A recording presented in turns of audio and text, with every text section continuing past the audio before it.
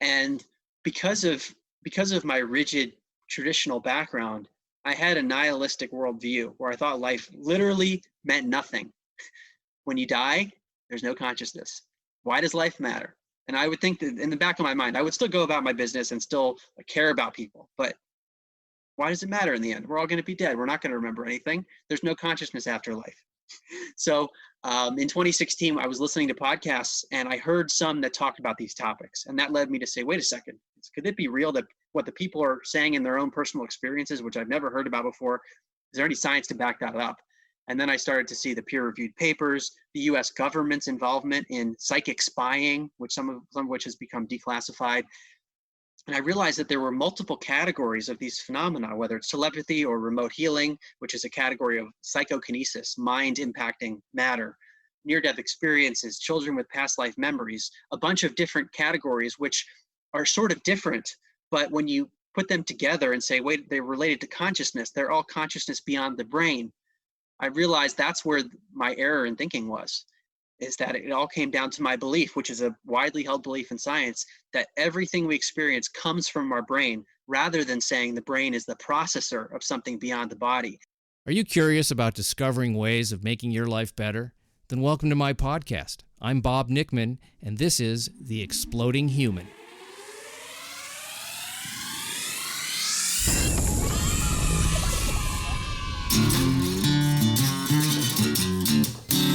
Listen in while I talk with all kinds of people in the fields of personal growth, health and healing, alternative therapies, psychology, spirituality, environment, and the future. I'm looking for those answers that make life better for everyone. You'll meet cutting-edge practitioners, doctors, artists, filmmakers, business people, and those who have overcome challenges. The brave, the curious, anyone who is out there helping us humans to explore, expand, and explode. Hi, welcome to The Exploding Human. I am Bob Nickman, and my guest today is Mark Gober, and we are going to be talking about consciousness in his book, An End to Upside Down Thinking. More about that in a second. I want to invite you to visit my website, theexplodinghuman.com, and subscribe to my YouTube channel, The Exploding Human with Bob Nickman. Add the with Bob Nickman. My sponsor for today's episode, Hero Soap Company. That's Hero soapcompany.com. They make super healthy and fragrant soaps infused with essential oils. And Hero Soap Company donates a portion of their profits to helping homeless veterans. Type in the word exploding on checkout and you will get a discount. So as I was saying, my guest today is Mark Gober, who's written a book called An End to Upside Down Thinking. And we are going to be talking a lot about consciousness, also psychic phenomenon, near-death experiences, quantum physics, all kinds of things that have to do with who are we, where do we come from, what is this? Kind of the big questions. And Mark is also associated with the Institute of Noetic Sciences, who scientifically studies these phenomena, these things we can't really see. Very interesting talk, great guy. So without further ado, this is Mark Gober. So glad you're here today. I really appreciate you doing the show. And I know you're on the East Coast right now, but you live in San Francisco, you told me. That's right. Yeah. Thanks for having me, Bob. I'm excited. Yeah. I've wanted to talk to somebody about consciousness, expanding consciousness, and where the planet's headed, and what we can do to improve things. That's what my whole show's about. But this is like super exciting to me because I know you're part of the Institute of Noetic Sciences. But before we get into that, I want to talk about the title of your book, which is called End to Upside Down Thinking. I love that title. In science, it's known as materialism or physicalism. It's this idea that everything is made out of physical stuff called matter, just a bunch of atoms combining in random ways where a human being pops out through the random combination of lots of atoms. And that human being develops a brain, and from the brain comes our consciousness, meaning our sense of experiencing, our awareness, this thing that we can't touch, but we all have. And this, what I would call upside down thinking view, says that consciousness, our sense of existence and experience, comes from our body, from our brain, and from physical matter more generally. And that's how I used to think. And we can talk about my background in a minute. But now I think it's the reverse. Mm-hmm. It's that consciousness is fundamental, and everything that we call physical is within consciousness. So it means that our body is actually a vessel for our identity.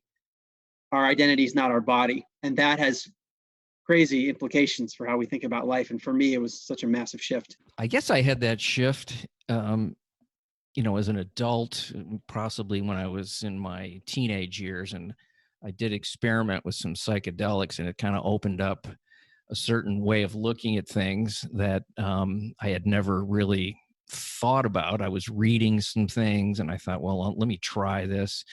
And it was pretty, it was mind expanding. So that's what it was. I don't know if you've delved into that, but it was an interesting thing to see things in a different way, and to experience this idea of, I guess, being would be the word. Is just what does it mean to be a human, and to be on this planet, and to be part of this bigger kind of consciousness, that this energy that is the universe. Yeah, well, psychedelics are one example of a broader category of phenomena where we see actually reductions in brain functioning associated with this sense of being and an enriched consciousness. A sense of unity is sometimes described. So the psychedelics is one where there's emerging research on that. The brain actually shuts down in certain places. There was a reduction in functioning associated with the trip. A near-death experience is an even more extreme example where the brain is either completely off or almost totally off, and yet the person has a totally transcendent experience. Savant Syndrome is another one where a person has damage in certain parts of the brain, and yet has incredible mathematical abilities or memory, like Dustin Hoffman in the movie Rain Man. Mm-hmm. That's an example of Savant. So we see this pattern of less brain, more consciousness, which is suggesting that the brain is actually getting in the way of the broader reality that we're all a part of. And the analogy I like to use comes from a philosopher, Dr. Bernardo Kastrup, who says that we're like whirlpools within a stream of consciousness. We're individual whirlpools, but we're actually not individual because we're part of the same stream. And when something happens, like an accident where part of the brain's cut out, or psychedelics or something else, that reality that's been blocked all of a sudden is exposed. And it's such a profound idea. I mean, for me, it's been much more intellectual, looking at the science of this, Mm-hmm. and comparing the experiences people have had, because it also happens in meditation experiences, lots of experiences where people transcend the body. But think about what that means for our everyday existence, that what we see through our eyes is a sliver of the actual reality. Yeah, it feels like that a lot when I meditate. I've obviously replaced any type of hallucinogenic experience with psychedelics with meditation for a long time now, and I really enjoy that a lot, and it's really a part of my daily life. I'm going to tell you an experience that I had that I can't verify because it was my birth, Okay. and maybe this was the seed of why I've been curious about these things for a long time.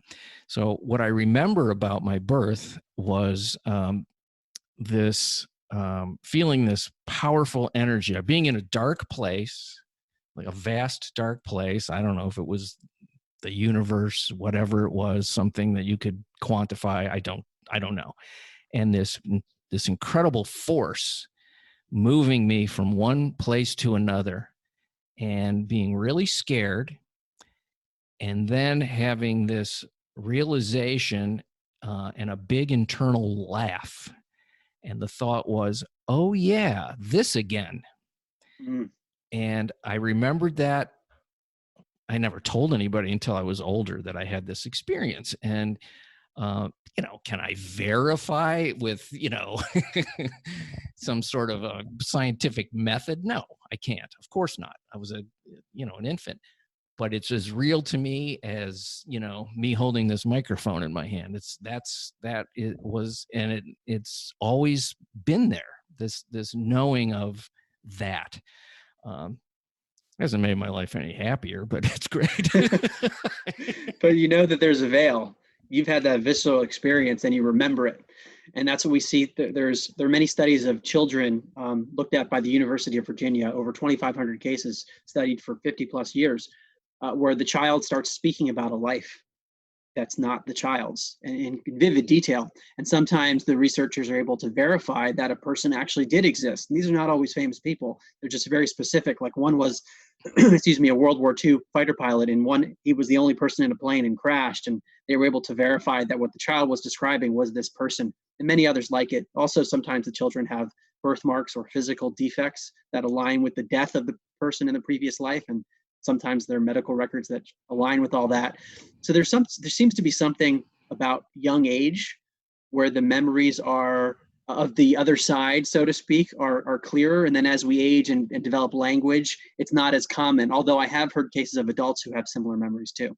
Yeah, it's so fresh, I guess, when you're born, and I've done as part of my, quest to experiment with whatever is available. I've done some past life regression through hypnosis, and it was an amazing experience. I've done it, I think, 3 times now, and found out one thing was why I'm so scared of violence.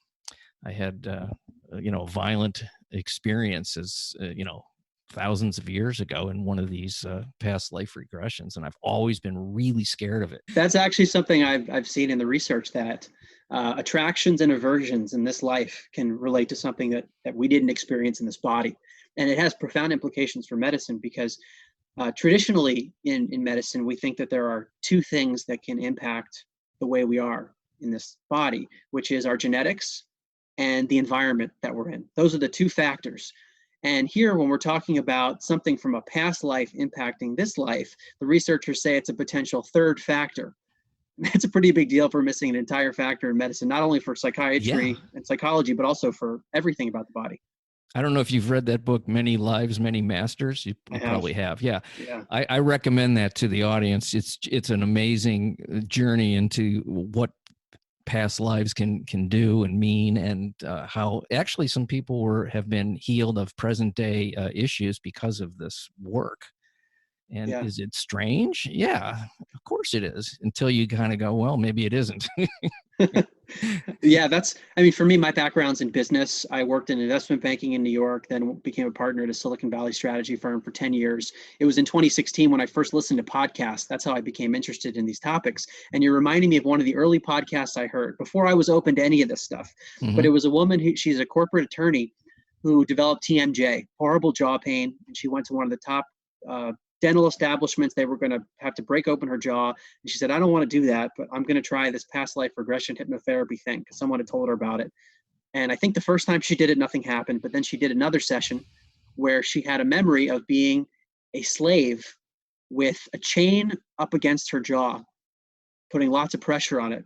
And as she had that memory of being this man in a past life, she was a woman in this life, the pain in her jaw in this life went away and she didn't need surgery. I believe it. It's like I like to say, I don't disbelieve anything. If I hear it, I try not to disbelieve it automatically. Right. I can be skeptical, but I'm open to having my mind changed, which I think is really important. I think that's part of what upside down thinking is, this rigidity which comes from what you were talking about earlier about everything's physical. Mm-hmm. It's also, there's a rigidity in the mental observation of the world that may not be accurate, and you get to if you're open to it and allow yourself to go, maybe things are different than the way I've been taught. Yeah, I'm glad you mentioned that. It's one of the topics I do talk about in the book. I talk about the rigidity of the scientific establishment, because in the book I present evidence for psychic phenomena and these things that one might call quote unquote paranormal, but it's only paranormal if we assume everything's physical and consciousness is stuck in our skull. If that's not true, then all these things are possible. Doesn't mean we should believe everything, but it means that there's at least a possibility. And there are scientists, very prominent people, who will say there's no scientific evidence for psychic phenomena. And yet on the other side, we have, for example, Dr. Jessica Utz, who in 2016 was the president of the American Statistical Association. And she said that using the standards applied to any other area of science, it is concluded that psychic functioning has been well established. That's a direct quote. And she's looking at the statistics because sometimes these effects are not drastic. It's just you have to do the math to see that someone is mildly psychic. And there are many scientific papers on this.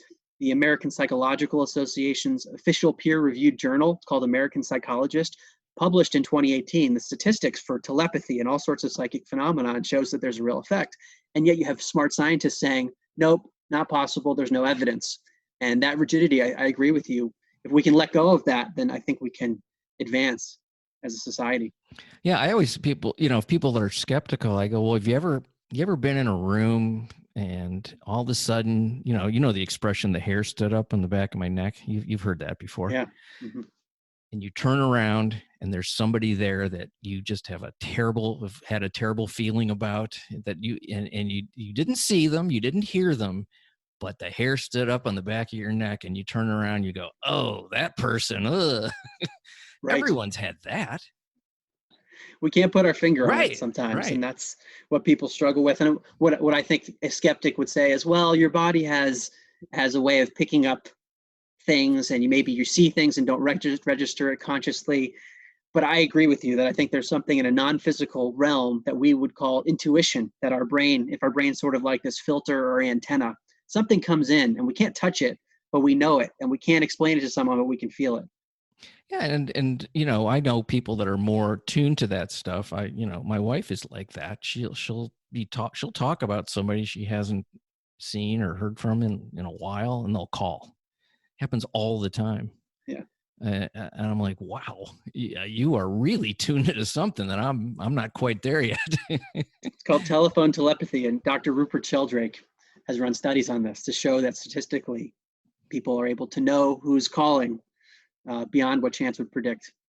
I'm going to tell you another little story. I had a neighbor. She's moved since. She was an older woman who's, I don't know what she actually studied. She never really told me exactly what the work was, but she could do remote healing. Mm-hmm. And she would say, let's say I was having some problem, and she would say, well, I'll visit you tonight at around 9:30, 10 o'clock. And I would lay down, turn the lights out, and just, kind of meditate. And I could feel this energy coming into my body and this real peaceful feeling and then she would talk to me the next day about what she was experienced of what I was going through.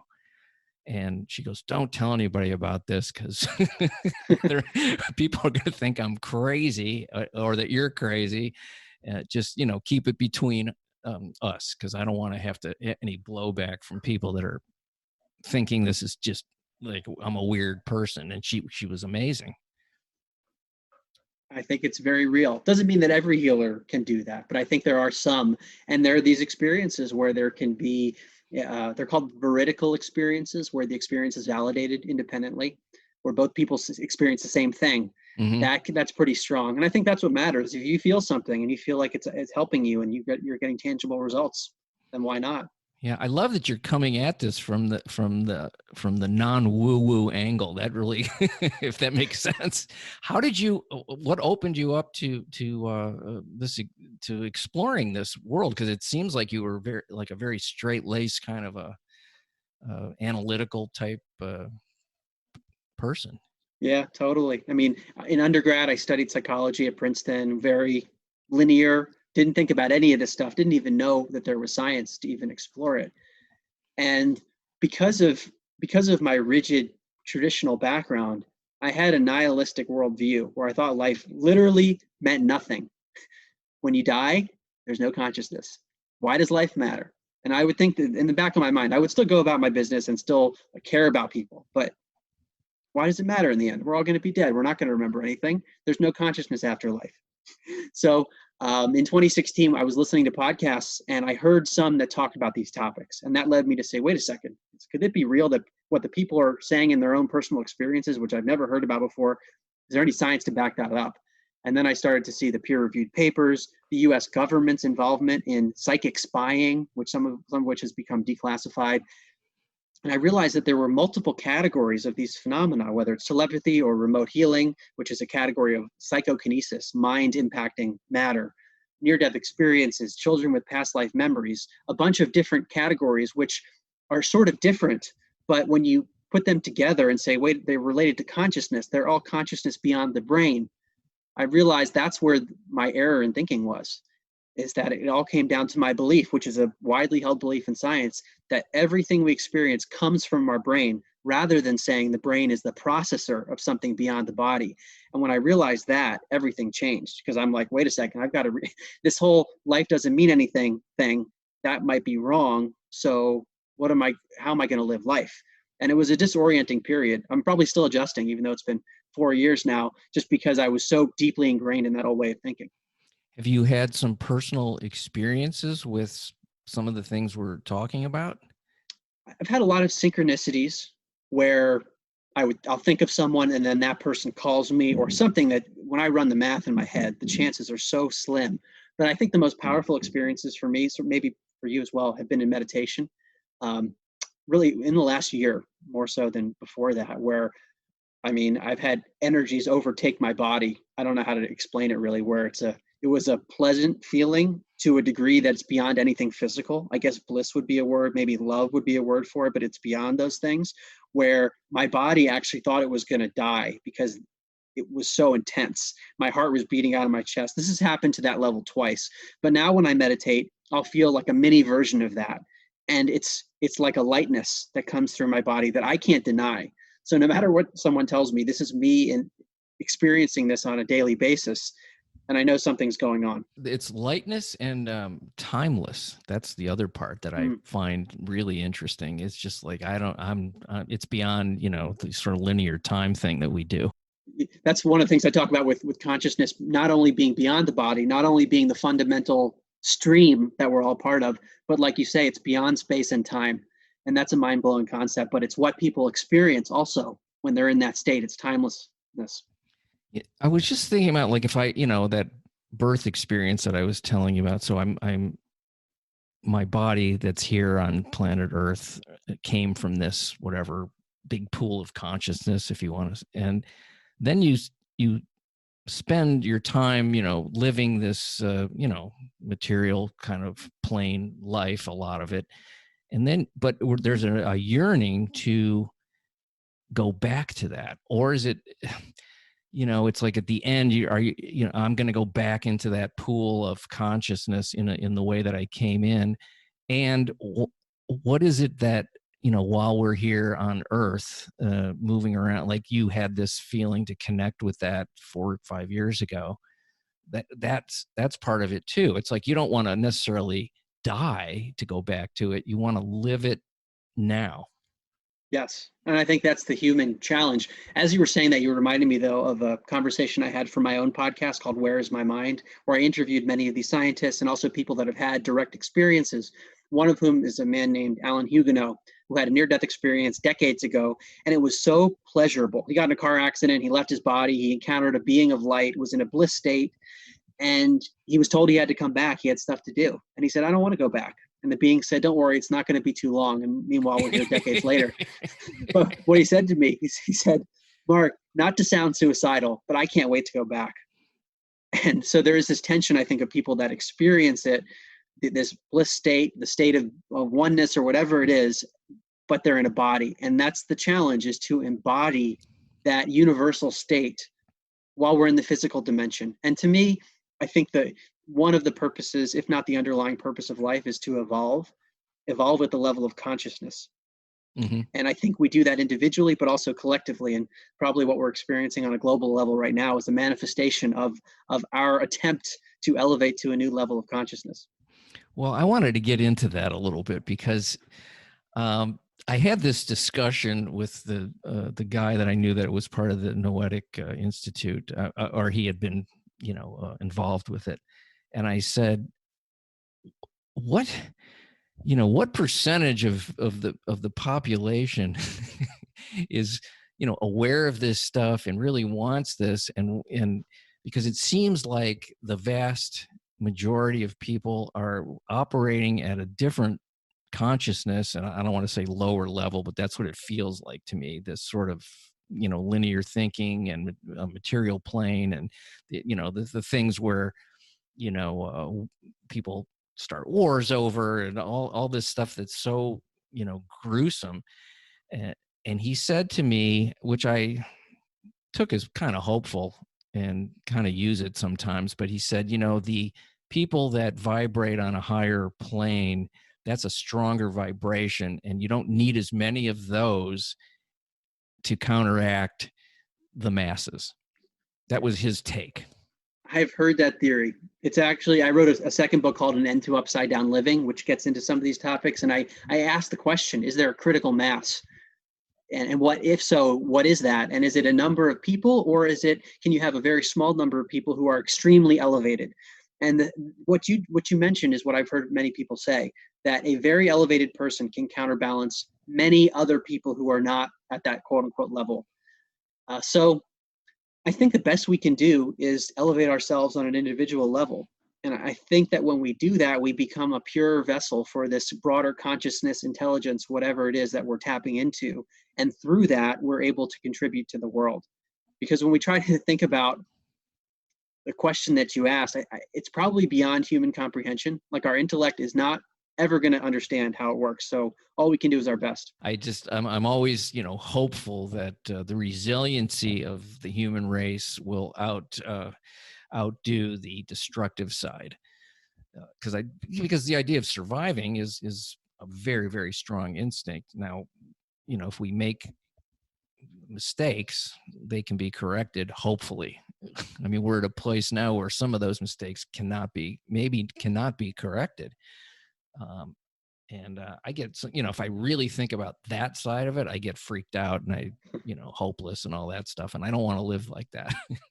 I just don't want to. Yeah, I hear you. I mean, I think I try to take an optimistic perspective because I do see the negativity and it can bring one down. To me, the optimistic side of this is that, sort of just like on an individual level, as we elevate, we have to let go of whatever darkness is within us. We can't bypass that. And if we do bypass it, then it comes back to bite us later. So I think on a global scale right now, it might be the case that we are releasing darkness that has always existed here in many different avenues. And it's coming up to the surface so that we can see it and hopefully release it. And if we look at it from that lens, then it's a positive thing that there's so much negativity, because none of this is really new. And the challenge is, can we actually clear it and transcend it? That's a great way to look at it, because I sort of look at it like, humans breathe in and out, plants breathe in and out. The earth breathes too as a living organism. And so humanity as a whole probably has these moments where it's cyclical. So there's a dark period and then a lighter period. It feels like a really dark period right now. And maybe it's just because I am more aware than I've ever been. I don't know. Yeah. There's a great line from that I always loved. Did you ever see the movie Barfly? No. It's a movie with Mickey Rourke, and he plays Charles Bukowski, the writer, and very dark guy, but hilarious. And there's a line in there where he writes this very short poem, which is, "Humanity, you never had it from the beginning." And it made me laugh really hard, because it was so, I was like, oh, that's exactly how I think. But well, that might be true, that we have been at what you might call a low level of consciousness for thousands of years. And the optimistic lens on this is, well, we're moving past that. And whatever structures have been in place to keep consciousness at a low level and keep us veiled from this reality that we're all a part of, but just many of us haven't known that. Maybe it's time for that to shift.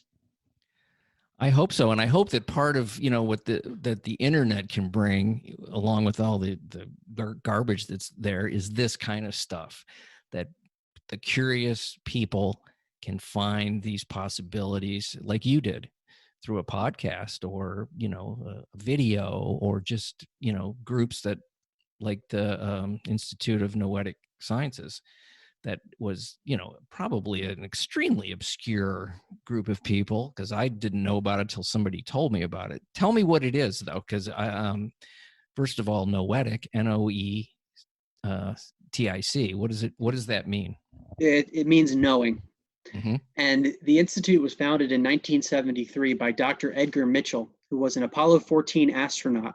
On his way back from the moon, he had a mystical experience of oneness. and realized that there was much more than he had been taught.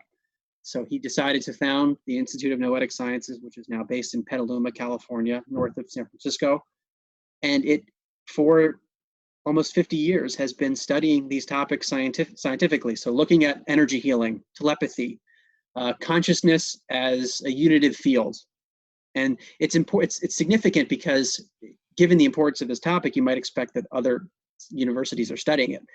And unfortunately, that's not the case because it's so controversial. The University of Virginia has a lab, but many others, you can lose tenure or not get tenure if you're on the path if you start talking about telepathy or near-death experiences.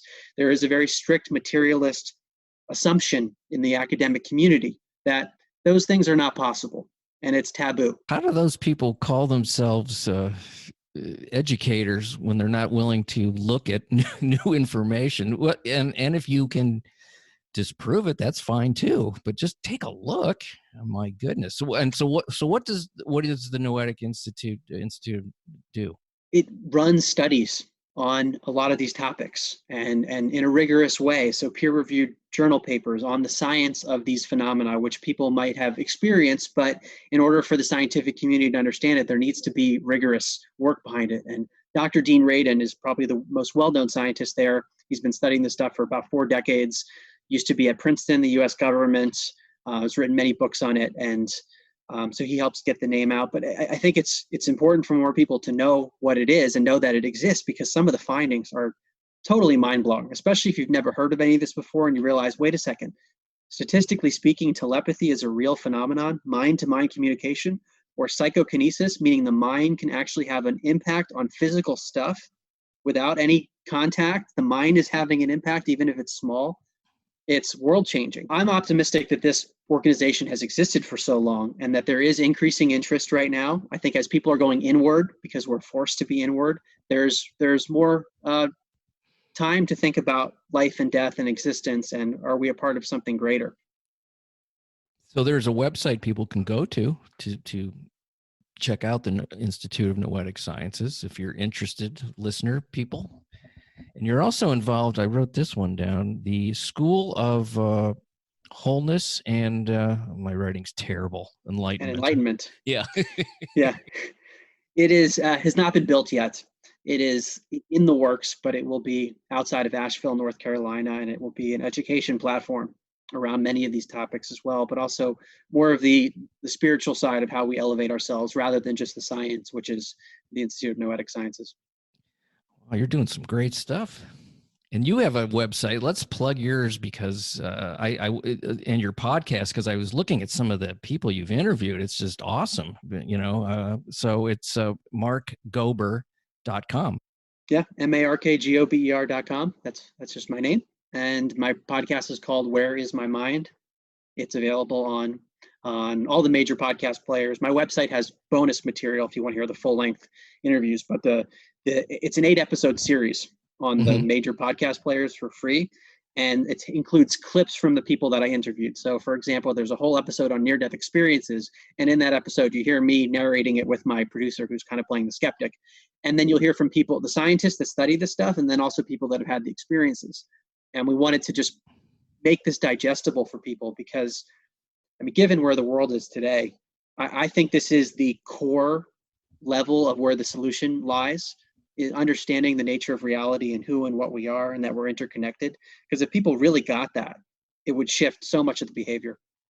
Yeah, you wouldn't need the organizations that control and dominate other people.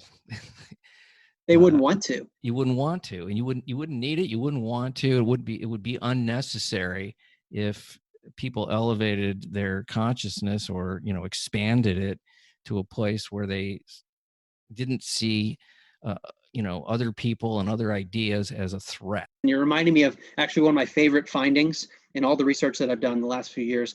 It's called the life review phenomenon. It's when a person has a near-death experience, let's say it's cardiac arrest or something where the person is either clinically dead or pretty close to it, and yet they go out of their body, they describe things in their room. Sometimes they're verified as accurate when they come back in their body after being resuscitated. So something's going on that's not a hallucination.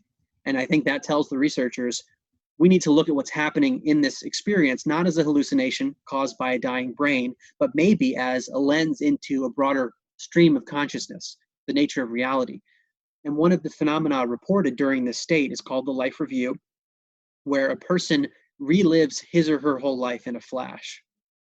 Now, I interviewed Dannion Brinkley, who's had 4 near-death experiences, and each time he had a life review that he remembers when he came back into his body. So not everyone has a life review, and maybe some of them do and don't remember it for whatever reason. But this guy had 4, and that, I mean, a lot of people shooting at this guy. He's pissed a lot of people off. Like, hey, all right, Brinkley, you're out. Well, he says you only have to kill me a few times for me to figure it out. But he fought in Vietnam before his first near-death experience, and he told me he was a vicious guy in combat. And when he had his life review, he had to relive the deaths of the people that he killed in combat through their eyes. And he also felt the pain of a child that would no longer have a father because he had killed the father in combat. So he felt the indirect effects of his actions. And this is a common thing when people have a near-death experience. They come back in their body, their life has changed. Dannion Brinkley became a hospice volunteer. So in his later life reviews, when he had his other near-death experiences, he was struck by lightning, had open heart surgery twice, and brain surgery once. So these were serious incidents. But he got to see himself through the eyes of the dying person at the bedside, where he got to see how he was comforting that person as the person was transitioning into this other realm. And he got to see the joy that he brought to people. So when he speaks all over the world and writes books about this, he says, look, just imagine every day that you're doing your own life review. Before you go to bed, how did you treat each person? Because sometimes, and often in the near-death experience, the little things in life are actually the big things that you care about in the life review. So it's like how you treated the cashier at the store, and you could see if you had a negative interaction with the cashier, that impacted every other person in line negatively. And you say, wait, I should have done better. That's what people say. It's like you kick yourself because you're judging, you're observing yourself and seeing how you did. So imagine if that were, if that actually happens to at least some of us, it would not be rational to want to do harm to people or to want to be selfish or to want to have power or dominion over other people. It would not be in your best interest. So that's what's motivated me to do all this stuff, because I realize how profound it's been for me personally. And I'm trying to bring it all together in a digestible manner for people with scientific credibility, because you never know if one person shifts from this conversation we're having, Bob, and it might be tomorrow, it might be in 10 years, it might be in 50 years when they listen to it. It could have a ripple effect that we can't comprehend. And it really comes down to 2 things, love and kindness. That's really the 2 things. If you live those things, which, easier said than done, of course, as you move through the day, but if those 2 things are present, that really is impactful on everything. It's huge. And you're alluding to a concept of forgiveness, which is related to it. I write about it in my second book, An End to Upside Down Living. And there's a story of a woman named Asira. She describes being murdered. And during that state of being murdered, she entered basically a near-death experience state where she became everything. She was in the oneness state, including becoming the person who was murdering her.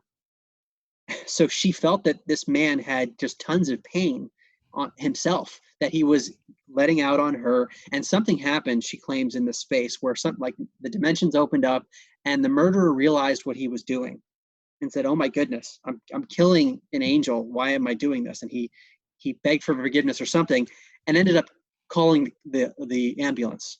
So she was saved. She ended up in a coma but lived on.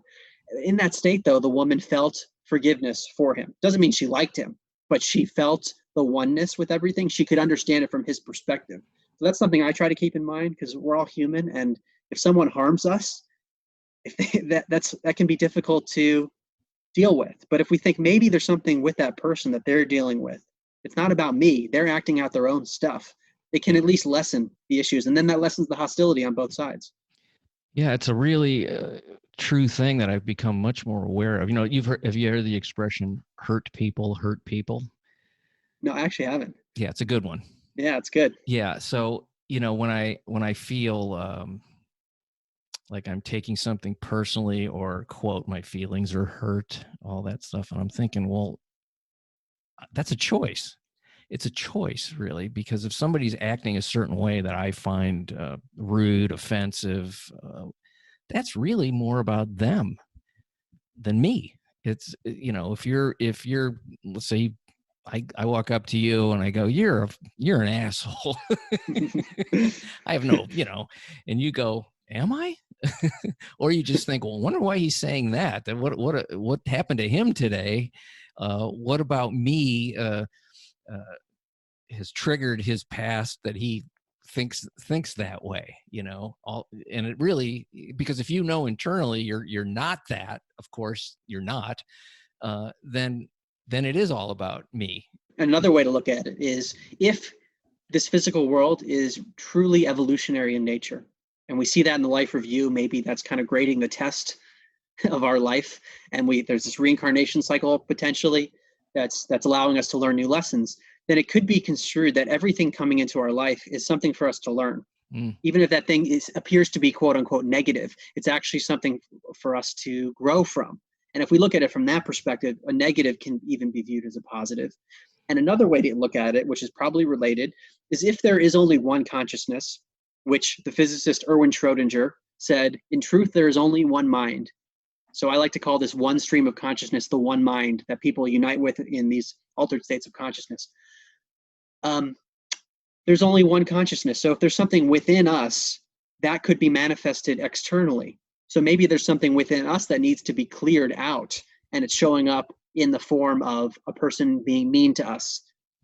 We can't understand exactly why it's happening, but it could be a manifestation of something internal. And if we look at it that way, we can say, okay, it's not that I'm a bad person, but I'm learning something and I'm clearing something potentially. I'd read something somewhere where it's the question is not why did this happen or any of that. It's what can I learn from this event? What is there for me to learn? What's can be taught? What can I teach myself? What can I get out of whatever is going on, whether I like it or I don't like it? Mm-hmm. I usually learn more from the stuff I don't like, but personally, I'm like, ugh. And then like, well, how can I be okay no matter what's going on? I always ask myself that one. It's like, if I'm disturbed, I've made some sort of a choice to react to a situation that makes me disturbed. And it may be valid, but do I want to feel that way? And how do I change that? Yeah. Well, to be able to have that third party perspective is key, to even identify that the feeling has come up and look at it and say, what's going on with me? That's the first step. And I find that's the hardest step sometimes, because it's easy to get wrapped up in the emotions and not think about it. But if we identify it and say what's going on without resisting it, I think letting it be there is really important, because then maybe you clear something. Maybe it was an emotion that was stuck. There's that Eckhart Tolle quote of unconsciousness equals reactivity. Mm-hmm. Reactivity equals unconsciousness. So that moment between the stimulus and the reaction is the place that I, try to grasp, that the pause to get to whatever is actually, important or not important, and not react. It's hard, but I think that's part of the journey. And also on a global scale, we could look at it that way. Of these things we see in the world that we may or may not like, what is that teaching us collectively? I try not even to look sometimes, because I don't trust my reactions. I don't watch the news for that reason. I barely pay attention to it. I'm not mature enough. If I watch the news for 30 minutes, I am going to wreck my day. So where are we going as the human race, and how are you going to change it for the better? You're already doing that, of course. I'm being a little bit glib. Well, I think we're all trying in our own way, and it could happen within our family, and maybe that's part of it. It might happen like what we're doing right now in a public forum. I think we all do it in our own way, and it's up to us to figure out where our strengths are and how we can best utilize those strengths in the world in whatever manner it occurs. Where it's all headed, I really don't know. I've heard so many theories about this. Some people say that we're entering like a new dimension of consciousness, and this is some massive multi-thousand-year cycle that we're ending, and we're entering like a new era. I've heard lots of theories. Something big seems to be happening, because it is a global scale that we haven't seen in this way, maybe ever. where things are shifting quickly and so much is coming up. And I feel like more people are becoming interested in these topics, sort of in an underground manner.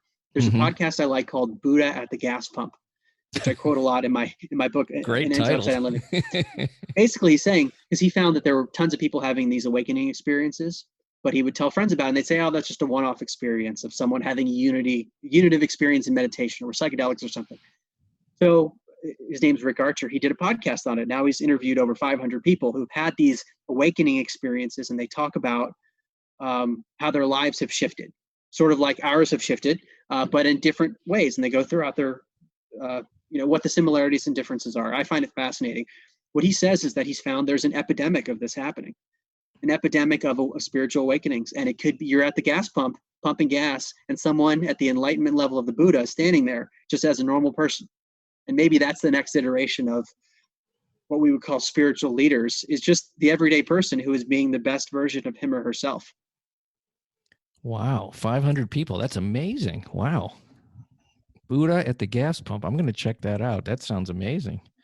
I just love how many people are doing cool stuff. That is just the best. It makes me so happy. And like you said, technology, I mean, it did it for me. It's making things possible, as long as it's not being censored, which for now I think a lot of the information is still out there, which is good. And tons of books and lots of wisdom for thousands of years. The information is there for people now. It really is. I always think that the people listening to my podcast, I'm preaching to the converted, but maybe there's a percentage of people that are going to go, whoa, there's something to look at that I haven't heard before. It could be that, or you could be elevating them to some level where they are then counterbalancing negativity elsewhere. Yeah. So my issue, and I'm just going to tell you this because I'm not proud of it. And you probably, being a former nihilist, might relate to this, but negativity and the darker side used to feel to me more accurate, more valid, more real, and that positivity was pie in the sky and Pollyanna and not based on reality. That's how I absolutely used to think. And that's kind of what a nihilist is, isn't it? I mean, but I'm not proud of the way I think. And that's kind of my default setting. I have to work really hard not to be that guy. Well, for me, that was the logical next step after brain creates consciousness. There's no meaning. Why does anything matter? We could try to be positive and put a positive spin on the world, but there's so much negativity. So why rationalize? That's how I used to think. If I want to be super positive, that's just a rationalization, Mark. You're not accepting reality as it is. But as we both experience, there is this other side of reality that we can tap into, and maybe our nihilism was blocking us, veiling us from the positivity. Yeah, and it's why are we giving more credit to one side of the coin than the other? I mean, dark needs light to exist. It doesn't exist without, and they need each other, or the concepts don't even relate, because if you don't have one, you don't have the other. So why is one more,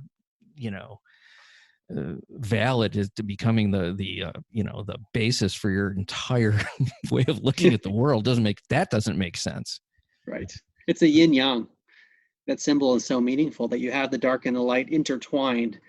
And it's probably necessary for the evolution of consciousness to have that negativity, which from some perspective isn't even negative, because it's helping evolution in some way, even though it might not feel pleasant.